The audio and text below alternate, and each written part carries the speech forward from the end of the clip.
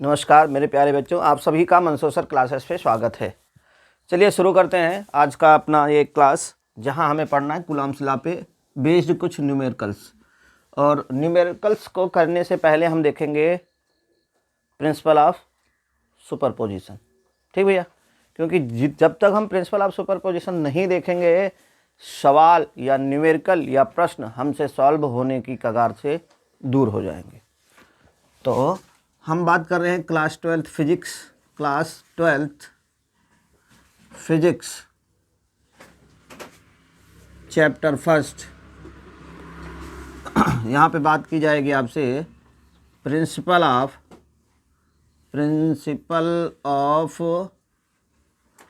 Superposition. इसे बोलते हैं भैया अध्यारोपण का सिद्धांत। अध्यारोपण का सिद्धांत। मेरे प्यारे बच्चों, ये जो बात हम पढ़ने जा रहे हैं, ये जो बात हम लिखने जा रहे हैं, ये कभी भी बोर्ड में नहीं पूछी गई है। ये कभी बात पूछी नहीं गई है और ना कभी बात ये पूछी जाएगी। लेकिन जब तक हम इसे नहीं पढ़ेंगे हम आगे भी नहीं बढ़ सकते हैं। जब तक हम इसे नहीं पढ़ेंगे हम आगे भी नहीं बढ़ सकते, लेकिन बोर्ड में भी नहीं पूछी गई। ये कैसी बात हो गई? आओ दिखाते हैं। मेरे पास एक चार्ज है Q1। ये भैया ये सिस्टम या ये प्रिंसिपल तब लगाया जाएगा, इसकी ज़रूरत तब पड़ती है जब मेरे पास 2 से अधिक चार्ज हो जाए। क्या हो जाए?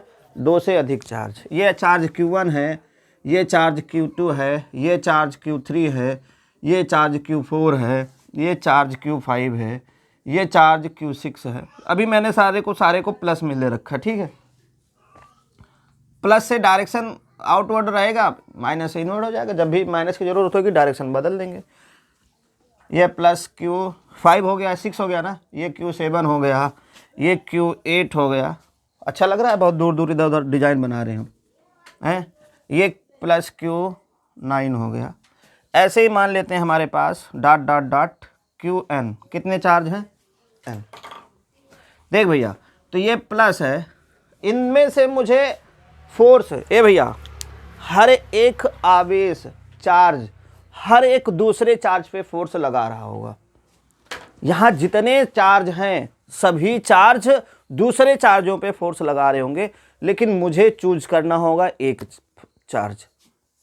भैया मेरा पूरा का पूरा ध्यान कंसीडर होगा, मेरा पूरा का पूरा ध्यान कंसंट्रेट होगा एक चार्ज पे, जिस पे हमें निकालना होगा।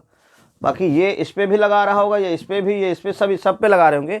लेकिन जब हम कंसीडर करेंगे, जब हम तुमसे कहेंगे कि चार्ज यहाँ पर बहुत सारे हैं Q5 पर, मतलब 5वें आवेश पर लगने वाले बल को ज्ञात करो, तो अब हम केवल इसी पे देखेंगे और सबका ध्यान इधर की ओर ही केंद्रित करेंगे। ठीक, एक टाइम पे हम एक ही चार्ज लेंगे, एक टाइम पे एक ही चार्ज लेंगे। जैसे मैं पहले से मैं देख लेता हूँ, किस पे देख लूँ?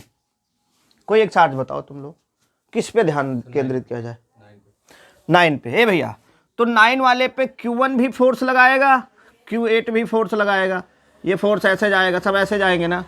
Q5 भी फोर्स लगाएगा, Q6 भी फोर्स लगाएगा, Q3 भी फोर्स लगाएगा, Q7 भी फोर्स लगाएगा, Q2 भी फोर्स लगाएगा, Q4 भी फोर्स लगाएगा, ऐसे डॉट डॉट Qn भी फोर्स लगाएगा। फोर्स किस पे लग रहा है? 9 पे।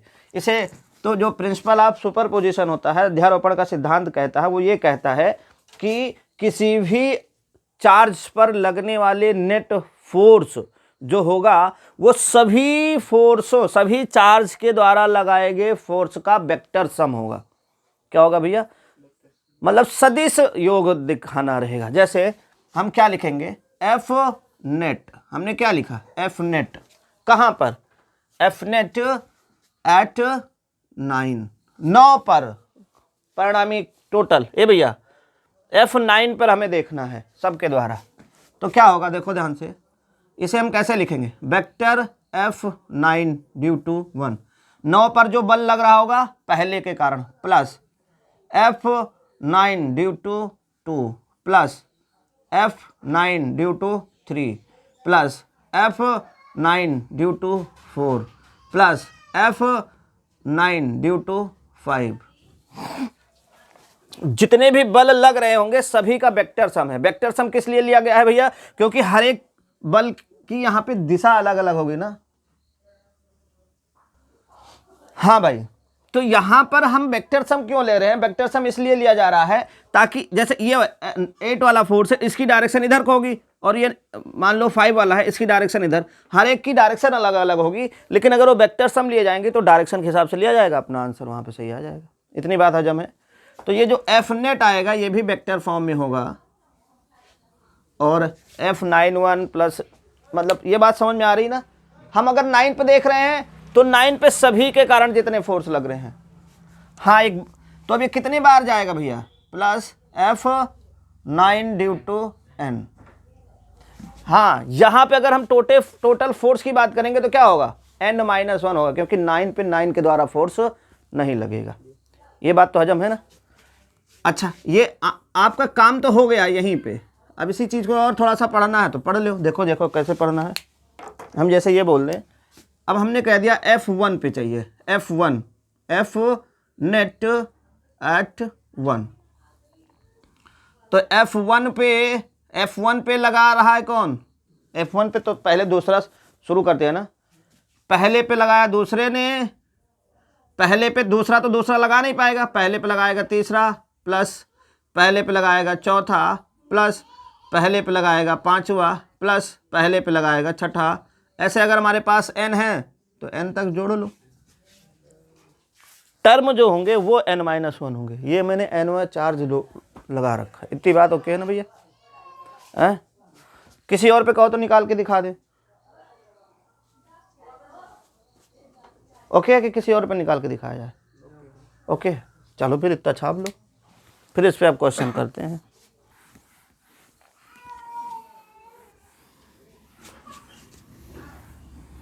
हीरिए हीरिए सोड़िए सोड़िए,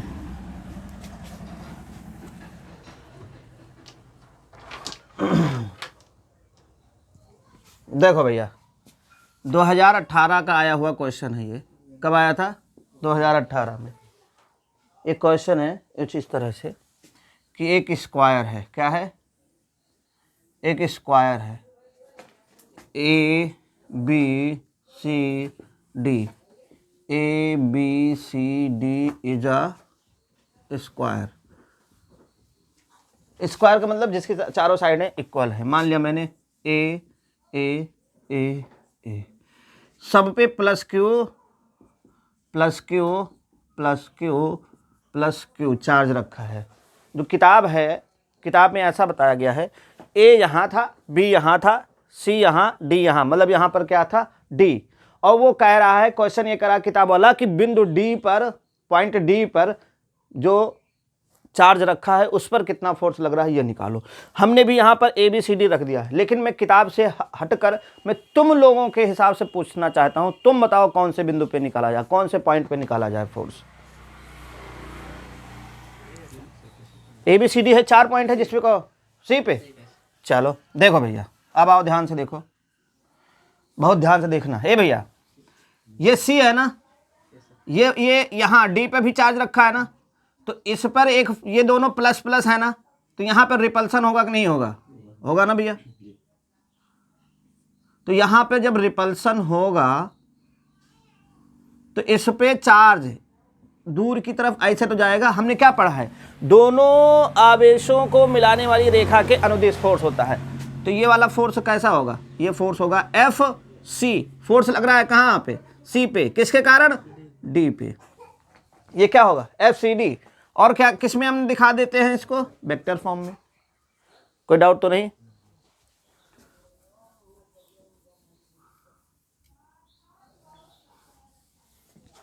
अब देखो, एक चार्ज यहां पर भी तो रखा है, ये वाला भी तो इस पे फोर्स लगाएगा भैया। हमने अभी पढ़ा है ना प्रिंसिपल ऑफ सुपरपोजिशन, जितने चार्ज हैं सभी चार्जों के कारण यहां पे फोर्स लगेगा, और जिस पे देखना है केवल उसी पे देखेंगे। यहां पे इस पे ये दोनों आवेशों को मिलाने वाली रेखा के अनुदिश ही तो होता है, along the line join both charges, centre of both charges. तो ये फोर्स कैसे होगा?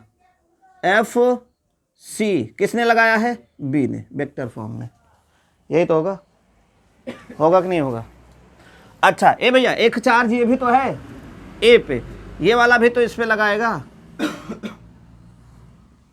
एफ सी ड्यू टू ए। इतनी बात हजम है ना। अब देखो इस पॉइंट पर कितने फोर्स हैं, एक फोर्स ये है, दूसरा फोर्स ये है और तीसरा फोर्स ये है, 3 फोर्स है ना। ऐसे समझो कि यहाँ पर फोर्स क्या होती है, वेक्टर क्वांटिटी। तो हम ये कह सकते हैं कि यहाँ पर क्या है, 3 वेक्टर हैं। कितना है, 3 वेक्टर है। यहाँ कितने वेक्टर हैं, 3 वेक्टर हैं। और पहले देख लेते हैं एफ सी डी कितना होगा। F C D, F C D, F C D कितना होगा भैया, के फोर्स क्या होता है, के Q1 Q2 by R square.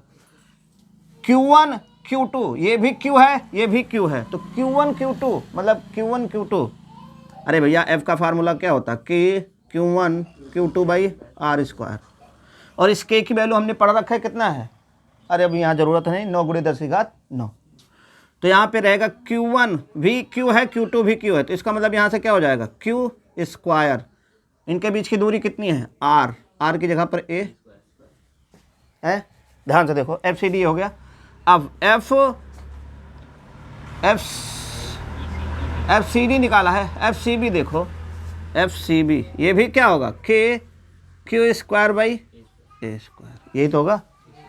और देखो ध्यान से भैया, ये भी के क्यू स्क्वायर है और ये भी के, दोनों को मैं मान लेता हूँ बराबर एक्स, क्योंकि इतना बड़ा है, बार बार इतना बड़ा लिखने से अच्छा है एक्स मान लिया, एक्स लिखा करेंगे। दोनों बराबर हैं कि नहीं है भैया, देखो बराबर है ना। अच्छा, जो एफ सी ए है ये भी तो निकाला जाए, एफ सी ए 2018 में आया हुआ क्वेश्चन है। हम कहते हैं बड़े बड़े बच्चे ये लगा नहीं पाते, है कुछ नहीं, चुटकियों का खेल है कुछ नहीं। अभी लाइव क्लास वाले बच्चों ने मुझसे ये क्वेश्चन कहा कि सर बताओ ये मैंने बताया था, और है कछु नहीं यार, 2018 में आया था बढ़िया 5 नंबर में। के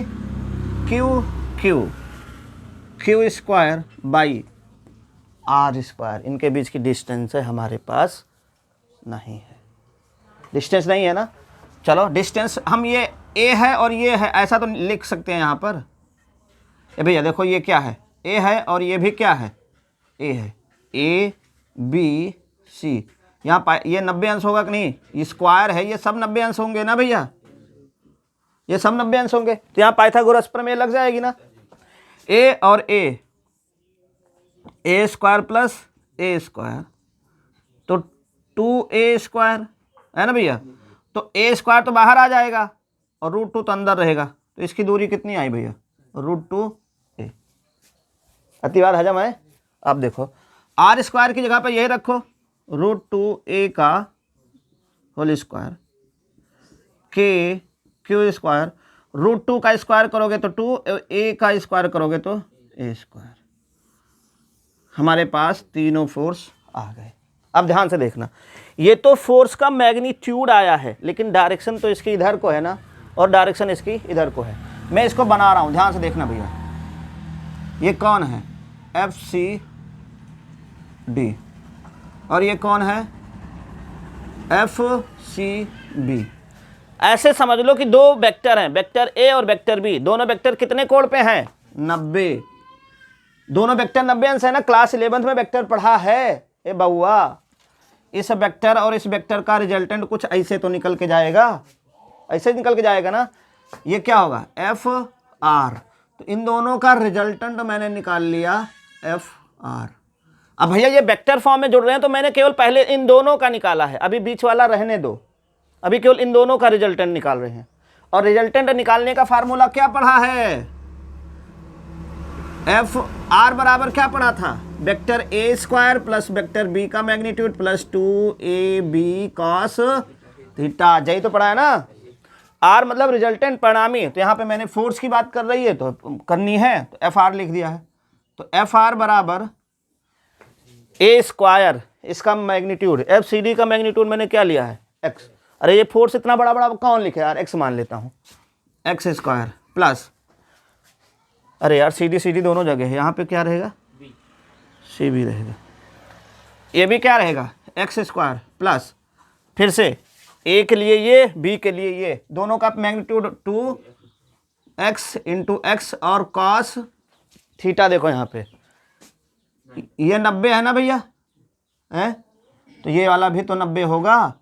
काहे? वर्टिकली अपोजिट एंगल, शीर्षाभिमुख एंगल, तो कॉस 90, और कॉस 90 होता है 0, होता है ना, तो ये पूरा 0 हो गया। तो एफ आर बराबर under root X square square 2x², X square का बाहर आ जाएगा under root 2x, F R under root 2x, इस पूरे को माना है ना, यहाँ पे रख लो K Q square by A square.